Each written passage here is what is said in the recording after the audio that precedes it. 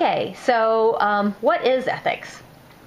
For those of you who have never taken an ethics class before and really don't have any place to start from about what ethics is, it's rooted in philosophy. And philosophy basically is the study of thinking and thought processes and thinking about the world around us, and you know, everything that matters in the world kind of is covered under philosophy in one way, shape, or form. But it's basically studying how we think about things. Ethics is the study of how we think about morality. Morality is the study of what's right and wrong, or good or bad, or what we should or ought to do or should not do. All of those things fall within morality and ethics. People do use the words ethics and morality interchangeably, which is fine. They are not the same thing, but they're very commonly used interchangeably, so I am not going to be picky about that. But I generally tend to think of morality as the choices that we make and the behaviors that are associated with good and bad and right and wrong and all of the continuum in between the ends of those spectrums. And then ethics is how we think about the decisions that we made or the behaviors that we had. So there are three main categories for ethics that are important when we think about ethics or when we talk about ethics, and I want to just give you a little bit of an overview about what those three things are. The first broad category is called meta-ethics. And meta-ethics is the most basic questions about moral thought. So meta is kind of overarching. So anytime you see the word meta attached to another word, it means kind of an overarching overview of something. So meta-ethics is kind of the overarching things that are related to ethics.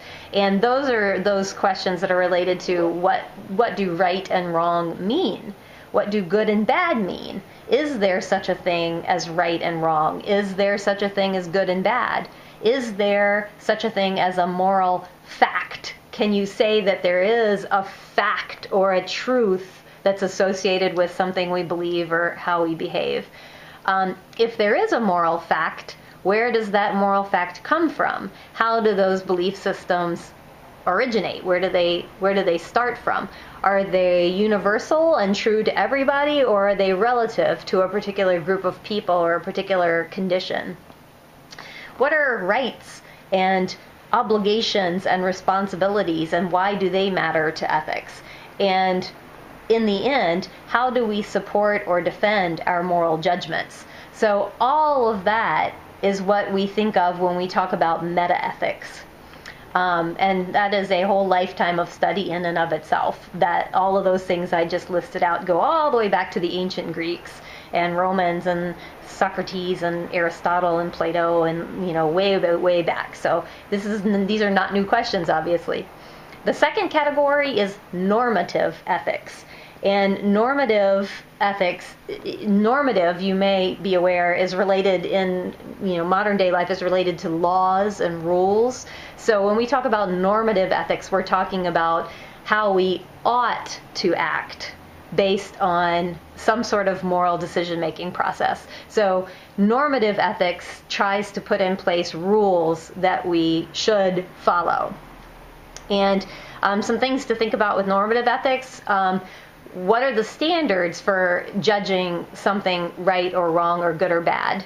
How do we know we're correct when we say something is right or wrong or good or bad?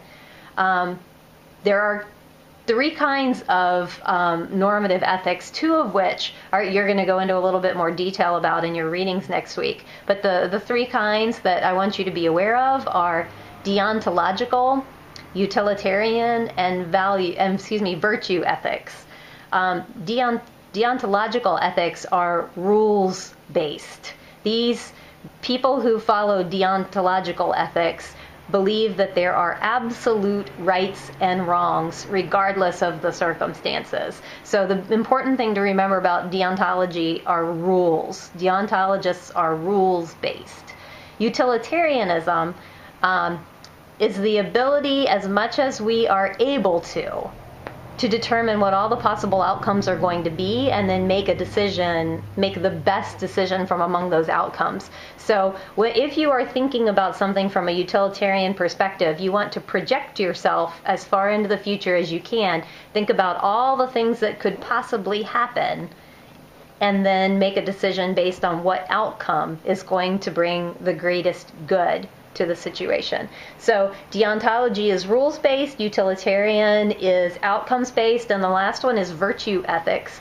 And virtue ethics quite simply says that we should make decisions based on being a good person. So when you abide by virtue ethics, you think of yourself as under descriptors. So, for example, some common virtues that are considered are things like happiness and courage and humbleness and justice and generosity.